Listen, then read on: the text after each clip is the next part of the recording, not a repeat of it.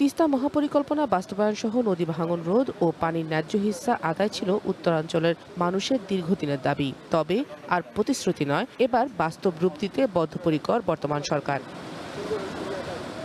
শুক্রবার তিস্তা ব্যারেজ এবং নদী তীরবর্তী ভাঙন পরিস্থিতি সরজমিনে পরিদর্শনে যান পানি সম্পদ মন্ত্রী শহীদ উদ্দিন চৌধুরী অ্যানি, দুর্যোগ ব্যবস্থাপনা ও ত্রাণ মন্ত্রী আসাদুল হাবিব দুলু এবং পানি সম্পদ প্রতিমন্ত্রী ফরহাদ হোসেন।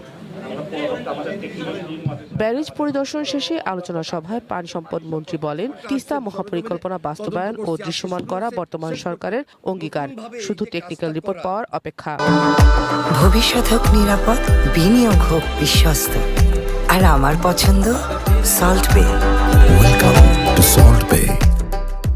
এই কাজটাকে দৃশ্যমান বাস্তবে নিয়ে আসা, এটা আমাদের প্রতিশ্রুতির অংশ। পদ্মা ব্যারেজ যেভাবে একটাকে পাশ হয়েছে, খুব শীঘ্রই আমাদের এই টেকনিক্যাল টিম কাজ করার পর দৃশ্যমান রিপোর্ট হবে একটাকে পাশ করানো, সেই কাজটাও আমরা দৃশ্যমান করে এখানে কাজ শুরু করবো ইনশাল্লাহ। আর দুর্যোগ ব্যবস্থাপনা ও ত্রাণ মন্ত্রী বলেন, তিস্তা মহাপরিকল্পনা দৃশ্যমান হলে বদলে যাবে উত্তরাঞ্চলের অর্থনৈতিক চিত্র।